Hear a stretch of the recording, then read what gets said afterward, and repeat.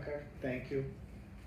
Mr. Vaikan, thank you. You know, I couldn't have said it any better myself on the importance of the people-to-people ties between our countries. It was very eloquently put, not just the achievements of the individual, although I think that's important, but sort of the philosophical consonance that we found between our societies, being both multi-confessional, multi-ethnic, increasingly in the U.S. multilingual societies, but you've seen how the Indian diaspora has become part of the fabric of everyday U.S. life. It's not a surprise or particularly remarkable thing when an Indian American is the head of or CEO of a company, president of a university, head of a business school. It's become, I don't want to say commonplace, but it's become part of life in the United States. And I'll get to this point later, but I do think that at the fundamental level, that's what brings us together, and that's what the strength of the relationship is. But first of all, as you mentioned, I'm quite familiar with Rotary, coming from the Chicago area, which of course is the home of Rotary, and the service and good works that Rotary clubs around the world do. And I think the idea is a wonderful American export, from the four-way test to the commitment of the members of Rotary clubs to what you do. So I salute all of you members for your contributions, really, and what Rotary does to promote international exchange and cooperation is fundamental. And I'll get back to this point later, because part of my idea is that these relationships, this success doesn't just happen. It's not a flow of history. It's been made by people taking an active role with ideas, with good intentions to do this. So, trained to be circumspect and to be very cautious in our words. So you're warned before I begin. With your indulgence, I'd like to go just a little variation from the topic to start, and that's a little bit of history, a little bit of diplomatic history, which I think gives some perspective on the American presence here in Chennai that really goes back some 200 years. You know, as a student of history, I've always been interested in what it is we can learn from history and that message. And so as I get into that, I want to give a acknowledgement to the works of Mr. S. Mutaya, the great chronicler of Madras, from whom I've gotten so much information. And also a colleague of mine, the former visa chief here, Nick Manring, who did incredible research in the U.S. National Archives about the history of the U.S. diplomatic presence here. So bear with me through some of this, but there is a point, I assure you. You know, at the consulate, at the U.S. consulate just down the road here, we have on the first floor a wonderful hand-painted board with lists of names of all of the American representatives here. And it acknowledges that the first consular agent came here in 1794, and then from 1867 on, we have an unbroken line, first of consular agents, who were mainly drawn from the business community. And then from 1908, after reforms and professionalization of our service, we had professional U.S. consuls here. And then from 1947, we raised the status of this mission to a consulate general, and I'm now the 25th American Consul General here in Chennai. And I'm very proud of that long continuation, that history, and the role we play here today. I also have in my office a picture of the U.S. consulate back in 1912. It's taken from a picture postcard of the time, and it's a beautiful three-story building, and there's an American flag on the third floor. Well, it was an old lawyer's building down at what is now Perry's Corner. Of course, the building is long gone, but our records from that office continue. We still have in our national archives those records. And so the consul at that time was a man named Jose de Olivares. And so I was wondering, what was his job like? What was his work like? And how does that compare to what we do down the road at the consulate today? Well, at that time, he had a staff of 4. Well, we're a little bit bigger than that, with about almost 250 employees at the consulate. But in some ways, his duties were the same. His first duty was to look after his country's citizens. So he had a register of American citizens before marriage, American citizens by marriage, and children of American parents. He accepted applications for passports, and he did official notarial services for them. Well, we do a lot of that same thing today. Last year we processed over 6,000 passports, American passports, at the consulate here in Chennai, which gives you an idea of the size of the American community in South India. He also provided emergency services to his fellow Americans. And there's a wonderful note in the official records where he wrote that he bought a railway ticket to Bombay and paid for a rickshaw for one Mr. Salisbury, a stranded American, so that he would not become a public charge and a disgrace to his country while in Madras. Which, we still provide emergency services to stranded travelers or citizens in distress or at the hospital or in need of some other help. So again, there's a continuity in the kind of work we do.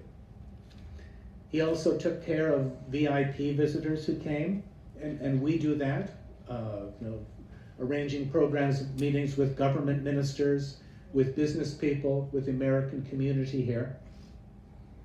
But then I had a question about, what about his reports back to Washington? Well, we do that. That's an important part of our job. But he was apparently didn't get it right the first time. And after he sent off some new clippings from the local newspapers, some editorials and other articles, put them in packages and sent them off to Washington, he got a note back from the State Department that said, "Such newspaper articles are of no value to the department." But then some advice, which is pretty stinging rebuke from your boss. "If any matter comes to your attention which you think would be of service to the department, you will make an investigation and report regarding it."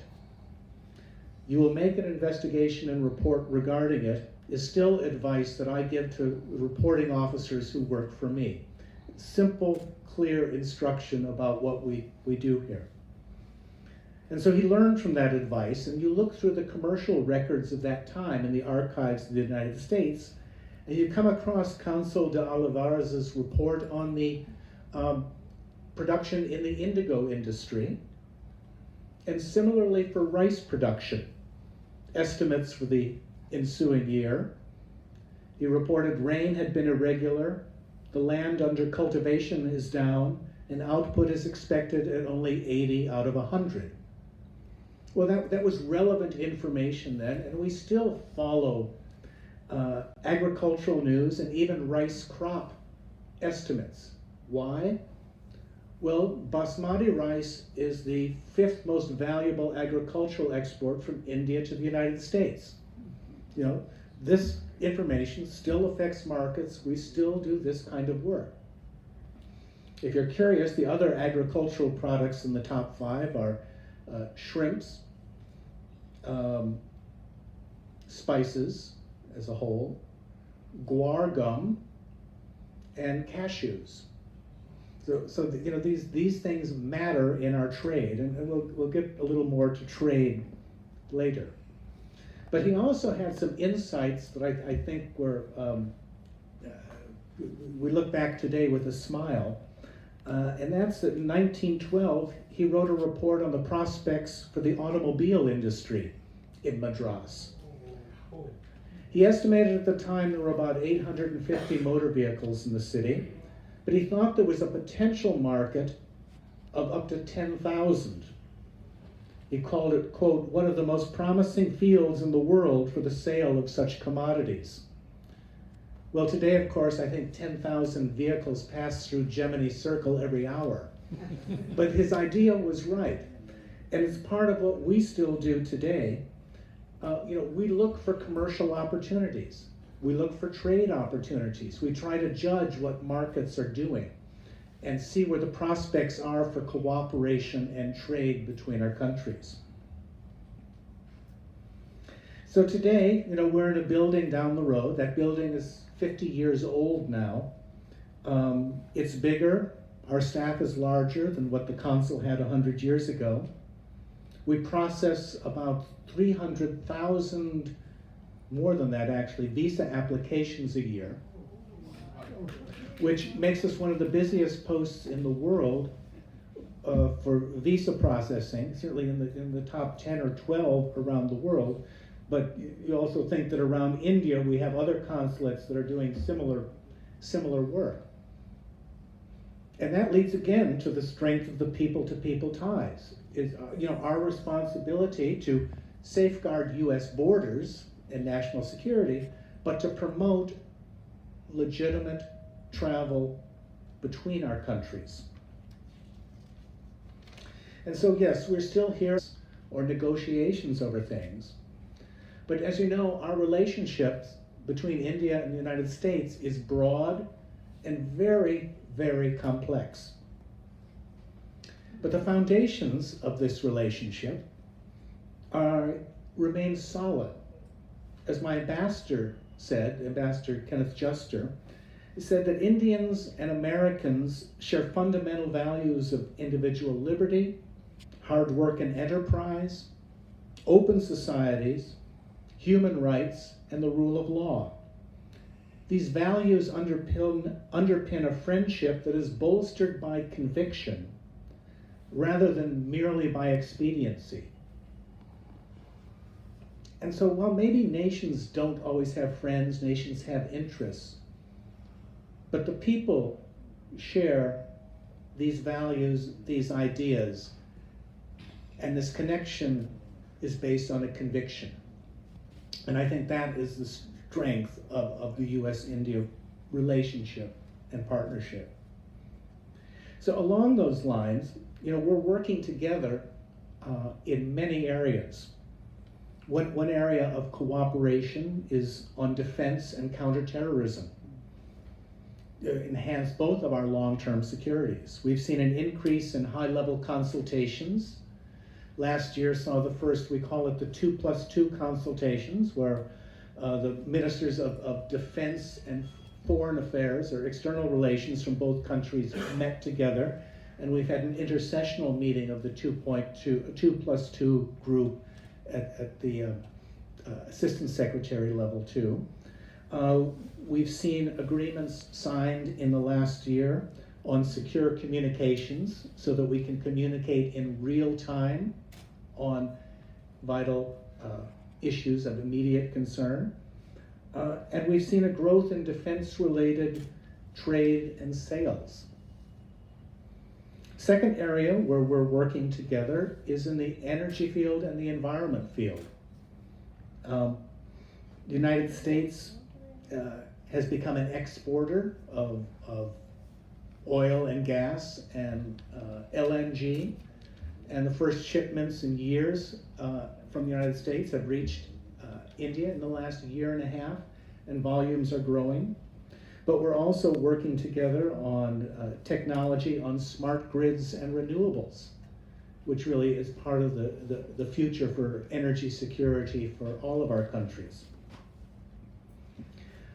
A third area where we're working together, important part of the relationship, is in development, sustainable development for welfare of our people, but with focus on areas like science, technology, health, and even space cooperation. our departments of Health and Human Services through the Centers for Disease Control and Prevention work closely with the counterpart agencies here in India. Hospitals, we see relationship between U.S. medical institutions and institutions here in India for research, for treatment, for consultation. We see cooperation on space, and not just launches, but on how you use the information gathered in space for anything from land and management and rainfall and crop predictions to other ways to manage resources better for people. But the other area, probably the area that gets the most attention, is in the economic and commercial relationship. And the development over the past 20 years has been almost unimaginable. Two-way trade in goods and services has grown from approximately $20 billion a year, going both ways in 2001, to today, today over 125 billion in the last year, and I've seen estimates that it could reach 140 billion in two-way trade this year. These impressive numbers.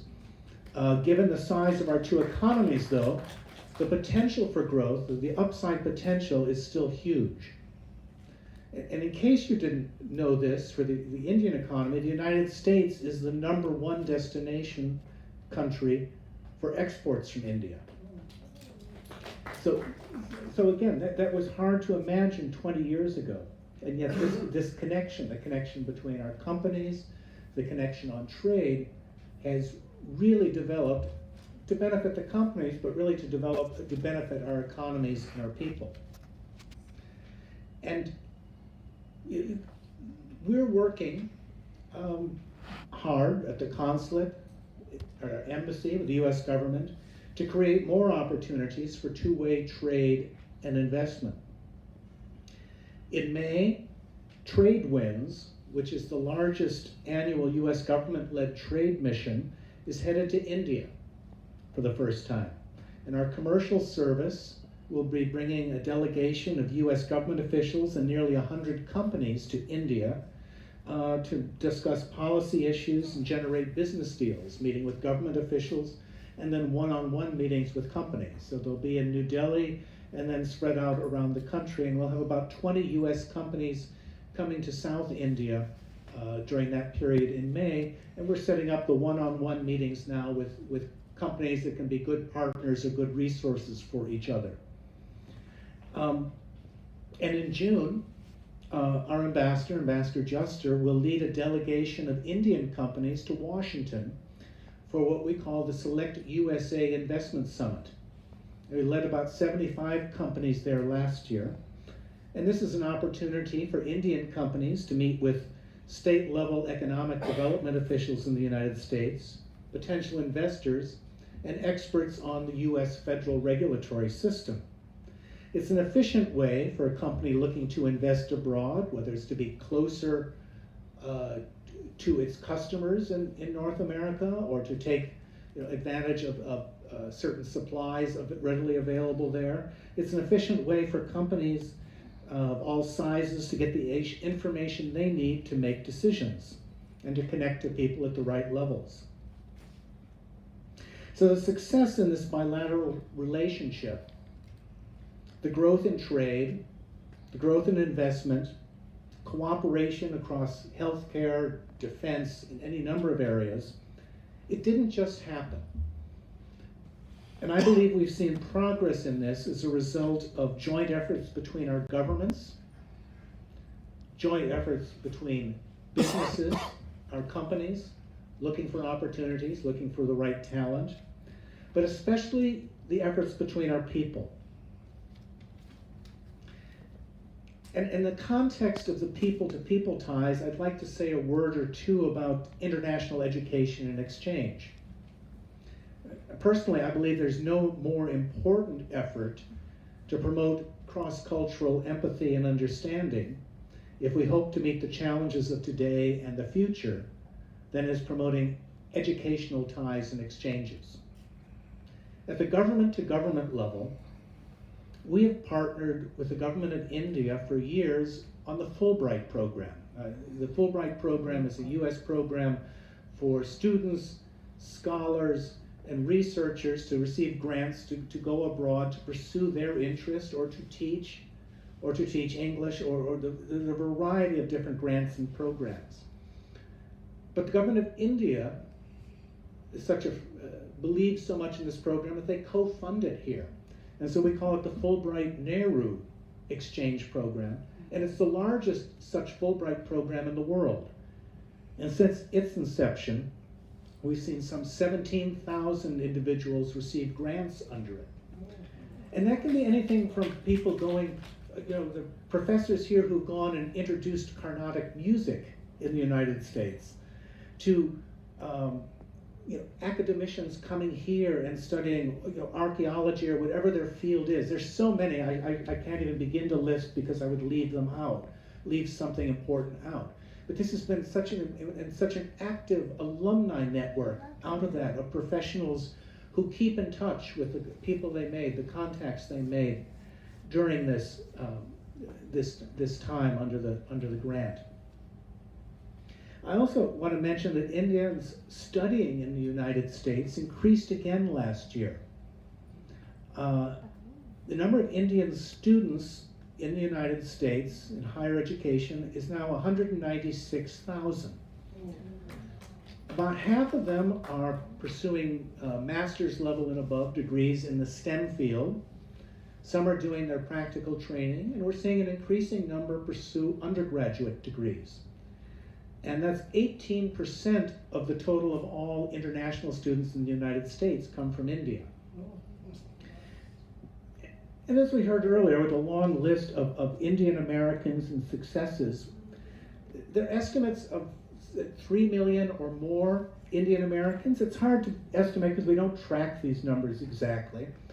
But we say at least 3 million Indian Americans call the United States home.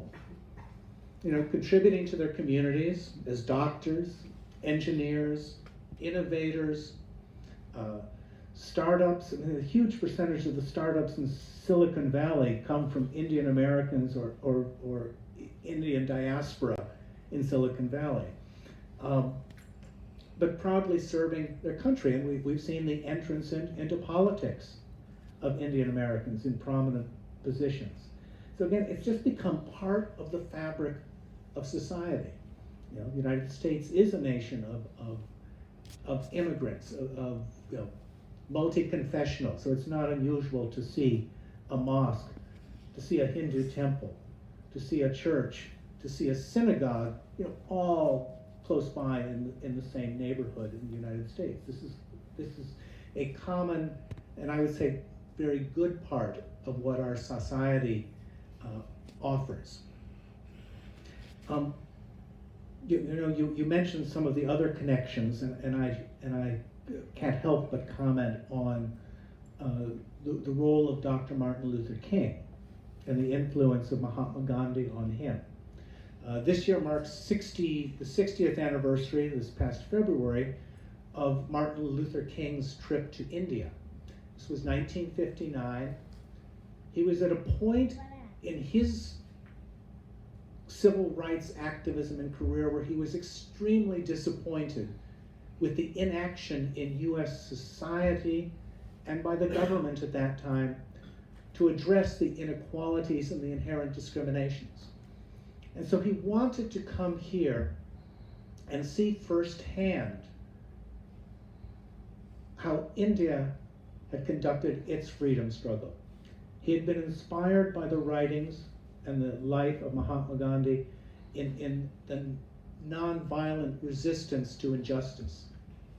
And it was that trip here, and he spoke here at Presidency College in Chennai, but it was that trip here that I think helped re-inspire him and to give him the courage and energy to go after his goals again and to really be an inspiration in the United States in the civil rights movement. So let me stop with that. These connections are deep and strong between our countries.